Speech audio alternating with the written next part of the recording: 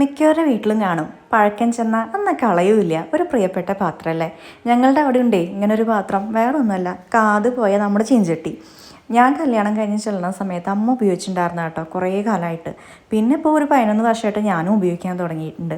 നല്ല ടേസ്റ്റാണ് ഇതിൽ വെക്കുന്ന എല്ലാ കറികൾക്കും. അതുപോലെ തന്നെ നമ്മൾ ഇരുമ്പ് ചീഞ്ചട്ടിയിൽ വെക്കുക, അടുപ്പത്ത് വെക്കുക, കലത്തിൽ വെക്കുക, ഉരുളിയിൽ വെക്കുക, അങ്ങനെയൊക്കെ പറയില്ലേ, അതുപോലെ തന്നെയാണ് എൻ്റെ ഈ ചീഞ്ചട്ടി. അപ്പോൾ അച്ഛൻ ഇങ്ങനെ പറയും, എന്തിനാ ഈ ചീഞ്ചട്ടി പഴകിയത് ഇങ്ങനെ വെച്ചുകൊണ്ടിരിക്കുന്നത്, വേറെ ഒരെണ്ണം അങ്ങോട്ട് വാങ്ങിക്കൂടെയെന്ന്. ഞങ്ങൾ കേൾക്കാറുമില്ല. അപ്പോൾ ഇത് കളഞ്ഞുകൂടെയെന്ന് പറയുമ്പോൾ ഞാൻ ബാംഗ്ലൂരിലപ്പോൾ പറയും, കളയാണെങ്കിൽ ബാംഗ്ലൂർക്ക് കളഞ്ഞോളൂ കേട്ടോ എന്ന്. അപ്പോൾ അത്രയ്ക്ക് പ്രിയപ്പെട്ടതാണ്. നിങ്ങൾക്കും ഉണ്ടാവില്ല അങ്ങനെ ഒരു പാത്രം ഉണ്ടെങ്കിൽ കമൻറ്റ് ചെയ്തോളൂ കേട്ടോ.